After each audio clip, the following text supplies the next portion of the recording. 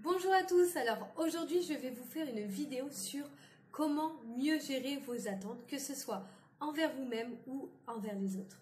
Dans un premier temps, sachez qu'il est normal d'avoir des attentes, c'est propre à l'être humain, comme le sont vos rêves, vos objectifs, vos envies ou même encore vos désirs. Et là, je vais peut-être avoir des personnes qui vont me répondre « Oh là là, non, moi j'ai pas d'attente, tu sais, j'étais trop déçue, c'est fini. » Eh bien, peut-être pas.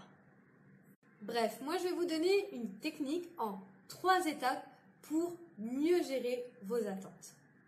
Alors, la première chose que je vous conseille, c'est de vous rendre compte quand vous avez des attentes.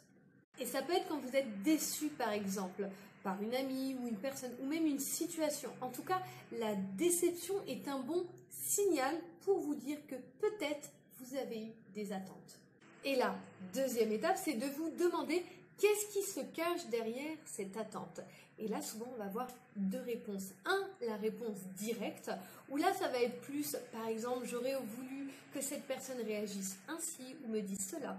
Et la deuxième réponse, ça va être plutôt une réponse indirecte. Et là, ça va être plus l'impact que vous allez avoir dans votre quotidien. Par exemple, en ce moment, c'est vrai que j'aurais aimé plus d'attention au travail ou dans mon couple. Et là, peut-être que ça retombe sur cette situation. Pourquoi je vous demande de chercher les attentes cachées?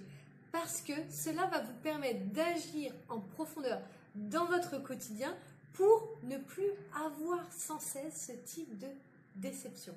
Car par exemple, si vous avez une amie qui ne vous a pas donné l'attention que vous aviez besoin, ça peut être une opportunité pour voir ce que vous pouvez améliorer dans votre vie afin que cette amie n'ait plus la responsabilité de répondre à cette attente. Et oui, car finalement, ce n'est pas aux autres de répondre à nos attentes, mais c'est à nous. D'où la 3e étape qui est « Qu'est-ce que je peux faire pour réaliser ces attentes ?» Et là, ce que je conseille, c'est d'écrire les actions que vous pouvez mettre en place. Par exemple, pour le besoin d'attention, ça peut être une conversation avec la personne, mais aussi ça peut être une activité qui vous permettra de remplir ce besoin d'attention. Et c'est en passant à l'action au lieu d'attendre des autres qui va vous permettre d'être moins déçu par la suite. Attention, la 3e étape qui est l'action est vraiment importante. Pour finir, je vais vous rappeler les 3 étapes. La première, c'est se rendre compte que vous avez une attente. La deuxième, c'est vous demander qu'est-ce que cette attente cache. La 3e, c'est chercher comment réaliser cette attente.